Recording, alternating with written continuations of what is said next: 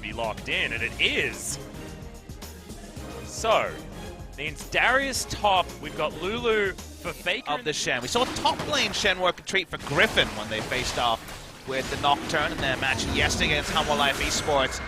It's just about having that ult to allow them to steal away a Crimson Bramble back, but was unable to. He's going to go over to Blankets. There's a Hemo Plague on the bottom side. Bang! In a whole host of trouble as Wolf can't make it in time. He gets a headbutt pole, but it's after the fact and first blood. This is kind of the interesting thing of where we're at. It's top lane. We're going all in. Yep, another Paranoia. Immediate flash comes in from Spirit. They'll easily grab this kill as Keen picks it up. A tool too many, though. The Shen ult, in hindsight, was that last breath happening. They are going to clear out more vision, and the tower doesn't fall. Kuro makes his way in as now Tucson gets the taunt, and that's just a dead Faker. The Yasuo exploded. It wasn't on the script. Also losing a second death, trying to all in to get this turret. Speaking of deaths, though. Yep, that is looking like a very dead Shen as Blank going to be able to help out here. Tucson uses the flash, but the Ignite is ticking down. Oh, no, Wild Growth just doesn't quite do it as now Spirit makes his way. Look at the damage coming down from the Nocturne and the Vlad. Aiming should be able to set something up here as Crimson Rush will be coming up relatively soon. Another Paranoia, and that's going to be the Umber Brace to help taking down Wolf as well. Spirit gets in here. They're going to give one over to Kuro. Hopefully, Distortion's going to be there. He flashes. The last turret shot, not enough. 20. This was to censor that one. Don't worry, guys. Yeah. Back into live. A turret is taken down. It is SKT.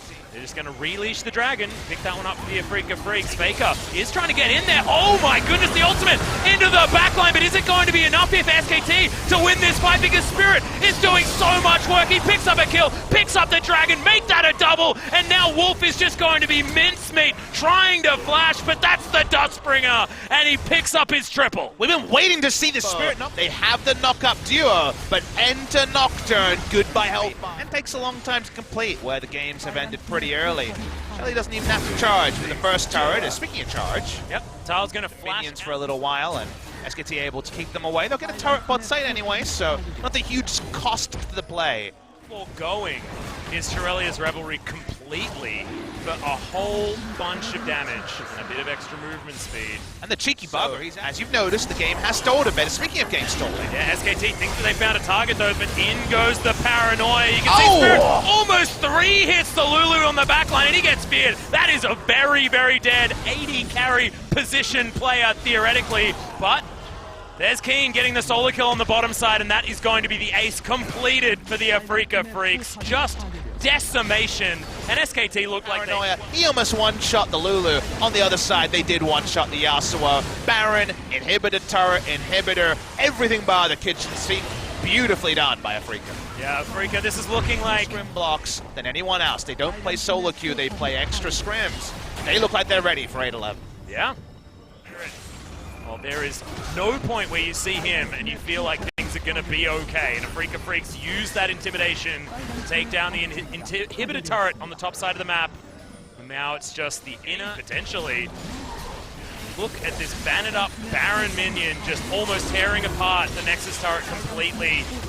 SKT all the way back as Spirit. He's taking down turrets, but remember, he can be in this fight in an instant if it is going to start from SKT. They have 1 turret left on the map. Afreeca are making Fiesta look like it's been completely scripted from moment 1. They look so practiced on patch 8.11. They couldn't go over to Europe and represent Korea, but they want to be in Korea to represent their region at Worlds. And remember, they were the second closest team to getting there as well. The Afreeca Freecs, a lot of domination last season, and it looks like they've continued it. Moving into summer, the Nexus is now exposed. It's a few autos from Keen, honestly, but I feel like they just want to use all of their buttons and clean up SKT one last time while the minions take care of the Nexus. They're diving onto the fountain and taking themselves to game. Aatrox versus Darius again, but that's a really big if, given how much swaps can happen.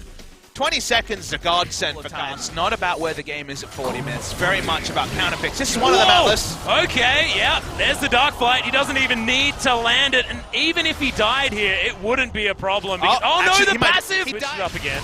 probably not going to have to keep you too updated on where everyone's going at all times, because the observer's feeling the pressure because they know this game will be scrutinized for all times. I guess we have to swap it. Yep. So we go back and judge from the start, if we have the time to, as multiple people are mid lane. Yeah, well, there's the flash, and the pillar comes in with the last breath.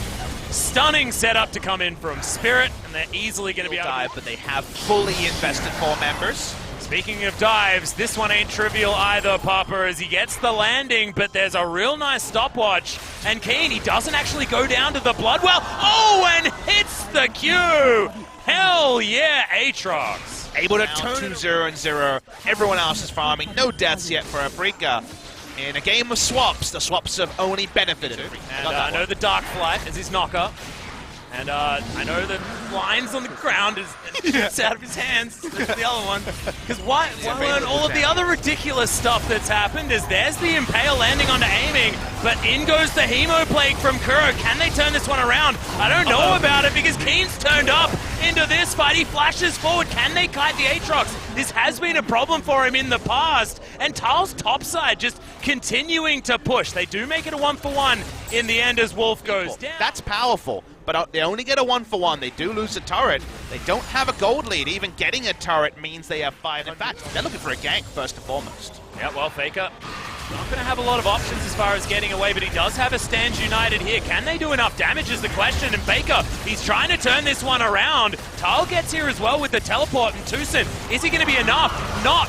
Definitely not, as Kuro is just going to get taken out. Keen, very late teleport is going to get him into the party, as there is a couple of knockups for Keen. He can't do anything, and SKT running away with the fight. A disaster for a far away.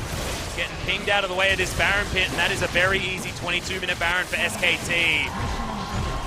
The poor man's Mountain Drake comes in. Feels like against the balance of play. Yeah, and also aiming didn't rotate very quickly. Keen with the late teleport. There are so many things that go here as Keen wants to try and jump his way forward. In goes Tucson. There's the knockups, and this could be the damage party for the Afreeca Freecs. It's a late Hemo Plague, but it's still going to be able to grab a kill onto Wolf. Look at all of the damage. Double comes down for Kuro, and this is the kind of fight Afreeca Freecs were looking for. Faker could be in a whole lot of trouble, but can they actually catch up to him is the question. Not a blast cone available here, and he is going to get slowed. And he's going to try and fight it out. Nice triple apprehend, but that's not going to do it. That sort of wombo that was not available on the top side because they weren't in the same spot this time. Tucson does his Rakan thing. The Rift Herald's been slowly plodding along. It's been the least excited Rift Herald in a while, but gets the job done nonetheless. SKT had to group. That's what we were talking about. It's an opportunity that was given to him. But look at SKT, speaking of opportunities, able to utilize Faker's split push.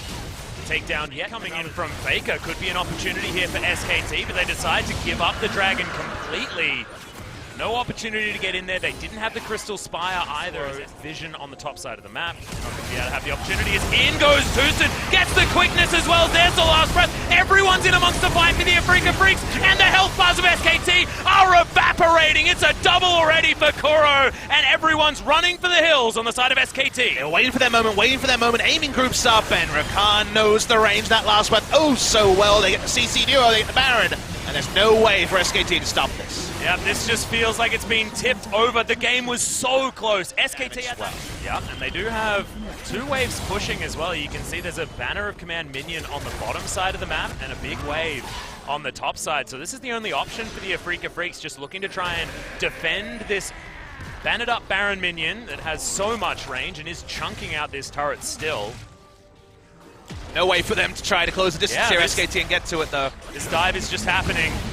Not any options, as Bang is just so scared to try and get up there, even for a Glitter Lance, and that inhibitor just melts. Just try and tank things up on the top side if they want to, or just go for the win maybe on the side of the Afreeca Freecs. This is frightening. They don't want to overextend. Continue to walk up, and you know that so many setups can happen here, just a pillar. Soon, they know Aatrox isn't here. Is very important. Teleport going to be first used by Keen, and this Dragon is still leashed. Keen will be able to do a lot of damage to this, but it's still going to be a smite up. In goes Tucson, and there's the last breath as well. Immediately Blank is destroyed, and they've got an Elder Drake now to do so much of the work. Faker will be taken down to the GA as Tal just running for the hills. Not a lot that he can do here on this top side, but at least a couple more of SKT's members did escape. Bang and Wolf, the only ones alive. Much longer, Papa.